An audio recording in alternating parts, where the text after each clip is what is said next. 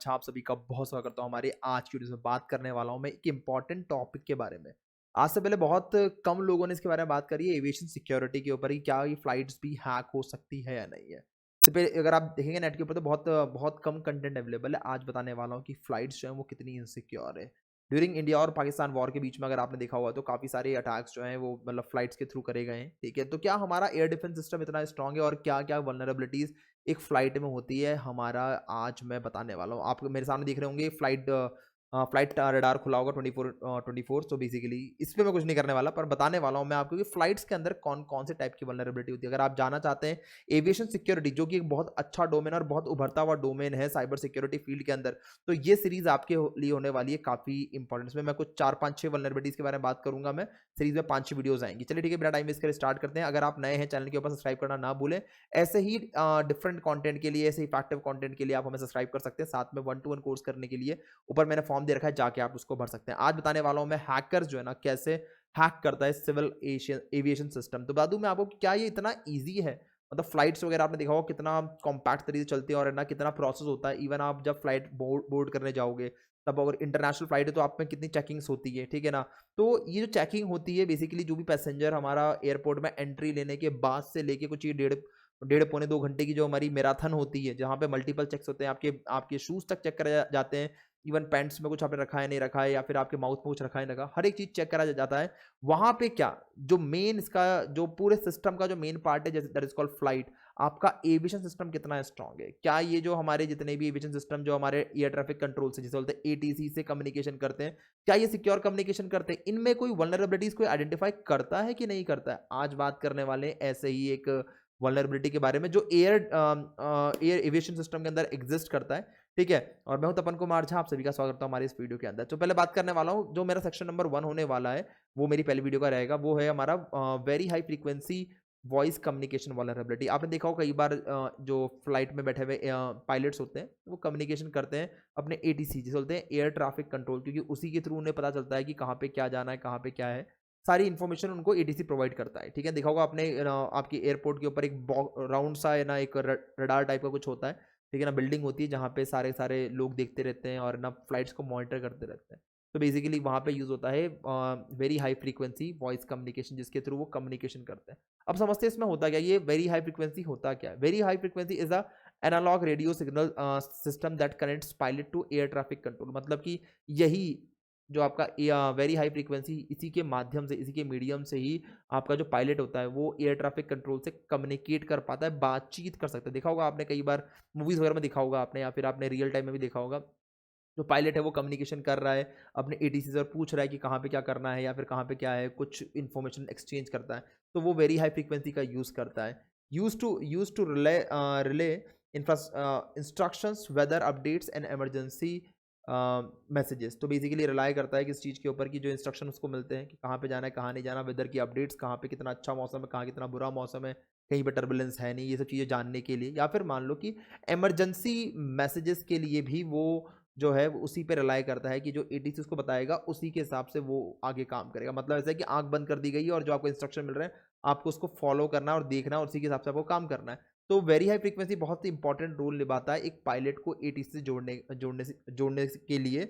साथ में अगर ये ना मिले तो उसके उस कंडीशन में जो पायलट है वो आगे क्या डिसीजन लेना है या फिर कहाँ लैंड करना है, वो सब चीज़ें ढंग से देख नहीं पाएगा या फिर ढंग से को ऑब्जर्व नहीं कर पाएगा। अब वल्नरेबिलिटीज के बारे में बात करूँ कि यहाँ पे वल्नरेबिलिटीज क्या होती है। पहली बात तो एक अनएनक्रप्टेड अनऑथेंटिकेटेड कम्युनिकेशन जो दोनों के बीच में होता है। मतलब कि आपका एटीसी एयर ट्रैफिक कंट्रोल और साथ में पायलट के बीच में जो होता है कम्युनिकेशन, वो अनएनक्रप्टेड रहता है। कई बार देखा होगा हैकर्स इसको सुन पाते हैं। बिल्कुल हाँ, आपने सही बोला। ये अनएनक्रप्टेड होने की वजह से इसको आराम से ना सुन पाना बहुत ईजी होता है, ठीक है। और अनऑथेंटिकेटेड होता है, मतलब कि कोई भी रिसीवर के जिसके पास है तो वो उसको सुन सकता है। उसके बाद एक और सबसे इंपॉर्टेंट बात जो इसमें कही गई है वो क्या है कि कैन बी जैम्ड। मतलब कि अगर आपने कई बार आपने भी नोटिस करा होगा, जब आप फ्लाइट में ऑन बोर्ड करते हो तो उस दौरान जब वो फ्लाइट टेक ऑफ करता है तो वो मना कर देते हैं आपको अपना कोई भी ऐसे मतलब मोबाइल फ़ोन या फिर इस टाइप की कोई भी इलेक्ट्रॉनिक डिवाइस यूज़ नहीं करनी है। आपकी सिग्नल्स के इश्यूज हो जाते हैं वहाँ पे। तो बेसिकली यहाँ पे जैमिंग की बहुत बड़ी पॉसिबिलिटी होती है। इवन स्पूफ्ड कम्युनिकेशन की बहुत बड़ी पॉसिबिलिटी होती है कि भैया कहीं कुछ चेंज करके भेज दे आपको तो दिक्कत हो सकती है। और hijacked using easily available radio equipments, तो मतलब आप हाईजैक भी कर सकते हैं इन सिग्नल्स को, ऐसे इक्विपमेंट जो बहुत इजीली मार्केट में अवेलेबल है, $1000 $100 के अंदर आ जाते हैं। बताऊंगा ऐसी कौन सी डिवाइस है उसके बारे में बताऊंगा, बात करेंगे अपन उसके बारे में।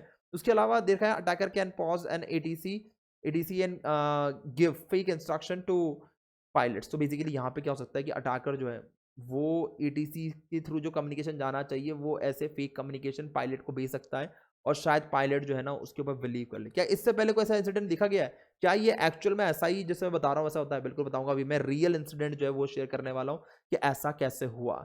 ठीक है, इसका जो रियल इंसिडेंट है वो यहाँ पे देखा गया था प्राग एयरपोर्ट इंसिडेंट 2019 के अंदर, मतलब ये कोई नया नहीं है, बहुत पुराने टाइम से चल रहा है। An unknown individual hijacked very high frequency and issue of fake commands to pilot, मतलब कि उसने क्या करा कि उसने फ्रीक्वेंसी को हाईजैक करा और इसके थ्रू उसने पायलट को एक फेक सिग्नल भेजा, फेक कमांड भेज दिया। Luckily no incident occurred but authority admitted it had happened more than a year before they found it, मतलब कि जो एजेंसीज थी, जो अथॉरिटीज थी, उन्होंने इस चीज़ को एडमिट करा कि बिल्कुल ये उनके पकड़ने से पहले भी कई बार ऐसा पायलट के साथ में हो चुका है कि जहाँ पे उसको एक अनवांटेड या फिर मान लो अनऑथेंटिकेटेड कमांड्स रिसीव हुए हैं एटीसी की तरफ से, बट एक्चुअल में वो एटीसी तरफ से नहीं थे और वो किसी अननोन यूजर ने भेजे होंगे। उसके अलावा बताऊं मैं आपको FAA अलर्ट यूएसए, मतलब कि pilot reported false ATC command in certain zone, मतलब कुछ एक स्पेसिफिक जोन में जाने का उसको कहना कुछ फॉल्स अलार्म मिलना शुरू हो गया या फिर फॉल्स कमांड मिलना शुरू हो गए एटीसी की तरफ से। The FFA urge airlines to verify instruction if uncertain, तो FFA जो है उन्होंने इंस्ट्रक्ट करा एयरलाइंस को कि प्लीज आप चेक करें कि क्या सिस्टम में कोई खामी है या फिर मान लो कोई वल्नरेबिलिटी है नहीं है, ये कैसे ऐसे पायलट को जो है ना फेक कमांड्स मिल सकते हैं। अब स्टैटिस्टिक्स की बारे में बात करूं मैं, 30 to 40% ऐसे होते हैं वेरी हाई फ्रीक्वेंसी इंट्रूशन जिनको पकड़ा भी नहीं जाता, मतलब कि अनडिटेक्टेबल निकल जाते हैं, मतलब किसी ने कमांड भेजा है पायलट को, पायलट सुन रहा है, पायलट यहाँ पे अपना दिमाग लगा लेता है तो इस टाइप के कमांड्स को फॉलो नहीं करता, पर अगर उसने फॉलो कर लिए तो बहुत बड़ी एक है ना दुर्घटना होने के चांसेस बढ़ जाते हैं, क्योंकि यहाँ पे फ्लाइट में बहुत सारे लोग ऑनबोर्ड होते हैं और वहां से कूद भी नहीं सकते ना, ऊपर से क्या कूदेंगे, सीधे नीचे जाएंगे, चक्कर पड़ जाता है वहां पे। तो बेसिकली 30 to 40% ऐसे इंट्रूशंस देखे गए हैं पिछले कुछ काफी टाइम से कि है ना जो अनडिटेक्टेबल रहे हैं। उसके अलावा एक्सपर्ट कहते हैं कि है ना आपके जैमिंग अटैक्स जो होते हैं ना जो कंप्लीटली ब्लॉक कर सकते हैं communication between aircraft and ATC, forcing fall back to backup system that are more even more vulnerable, मतलब कि अगर आपका in case communication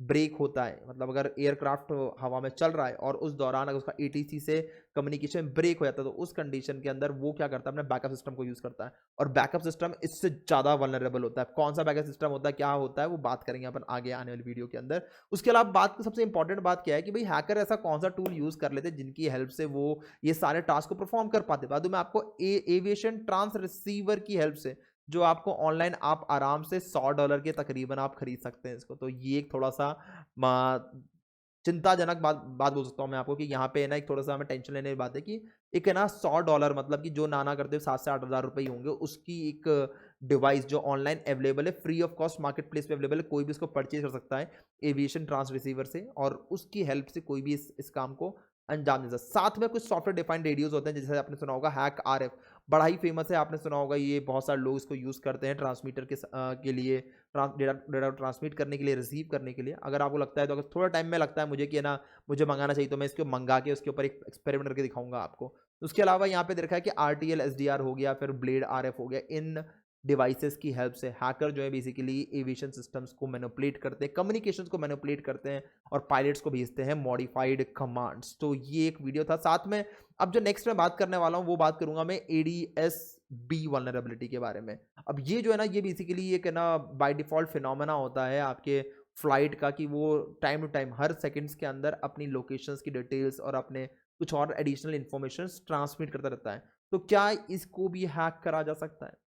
section number 2 ही हमारा नेक्स्ट वीडियो में बात करी जाएगी। तो इसके अंदर मैं 3-4 सेक्शन, मतलब 5-6 सेक्शन लेकर आऊंगा जिसमें अलग अलग वल्नरेबिलिटी के बारे में बताऊंगा मैं आपको। आयो आपको यानी जो वल्नरेबिलिटी है जो बेसिकली वेरी हाई फ्रीक्वेंसी के ऊपर है, जो डेटा जो आपका जा रहा है वो बड़ा मतलब इस तरीके से जा रहा है कि अनएनक्रिप्टेड है, अनऑथेंटिकेटेड है, कोई भी किसी भी डिवाइस का यूज़ करके, रिसीवर का यूज़ करके इसको लिसन कर सकता है। तो ये काफ़ी इंपॉर्टेंट वल्नरेबिलिटी, इसको मेरे हिसाब से एविएशन सिस्टम जो है इसको एड्रेस कर रहा होगा और डेफिनेटली इसके ऊपर वर्कआउट कर रहा होगा। डेफिनेटली कुछ अपडेट मिलता है तो मैं आपको ज़रूर बताऊँगा। और अगर कर लिया है तो अगर आपको पता है कि नहीं, नहीं इसमें कुछ कर लिया है और कुछ ऐसे सिस्टम आ गए हैं तो प्लीज़ मुझे कमेंट में ज़रूर बताएँ ताकि मैं उसको भी अपनी वीडियो के अंदर इंक्लूड कर सकूँ। आई होप आपको ये एविएशन वाली सीरीज़ काफ़ी इंटरेस्टिंग लग रही होगी और फ्लाइट्स के ऊपर कुछ साइबर सिक्योरिटी रिलेटेड कुछ काम करना एक हमेशा ही एक सबका ख्वाब होता है। और हमारे एविएशन सिस्टम को हम स्ट्रॉन्ग करेंगे इसी हेल्प से काफ़ी सारी वल्नरेबिलिटीज़ को आइडेंटिफाई करके और उसके बारे में जानकारी फैला के। एविएशन सिस्टम जो है साइबर सिक्योरिटी बहुत आने वाले टाइम पे बहुत बूम करने वाला है क्योंकि आपको पता है कि ये ना नेशंस के बीच में काफ़ी टेंशन्स चल रही है, तो उस कंडीशन में आप अपने एविएशंस की साइबर सिक्योरिटी के ऊपर बहुत अच्छा काम कर सकती है, गवर्नमेंट भी कर सकती है और आपको भी हायर कर सकते हो। तो इस वाले पार्ट में भी एक अच्छा अपॉर्चुनिटी है, तो अगर आपने सोचा नहीं तो सोचना शुरू कर दो और चैनल को सब्सक्राइब कर लेना ताकि ऐसी वीडियोस आपको और देखने के लिए मिल जाए। और फिर मिलते हैं नेक्स्ट वीडियो के अंदर। इससे पहले जाने से पहले बता दूं, अगर आपको हमारे साथ में 1-to-1 कोर्स करना है या फिर मुझसे बात करनी है अपने करियर को रिलेटेड कि भाई मुझे करियर गाइडेंस चाहिए भाई, तो उस कंडीशन में मैंने फॉर्म डाल दिया है, चैट बॉक्स में भी रखा हुआ है और यहाँ पे कमेंट में भी मैंने पिन कर दिया है। तो दोनों में जाके आप उसको भर सकते हैं और फिर ओवर द कॉल मुझसे बात करके आप करियर गाइडेंस ले सकते हैं। और अब अगर आपको कोई कोर्स करना है तो वो भी आप यहाँ पे कर सकते हैं। इस वीडियो के लिए इतना ही, फिर मिलते हैं नेक्स्ट वीडियो में। Thank you so much. हमारा take care, bye, good night, शब बखैर, जय हिंद, जय भारत।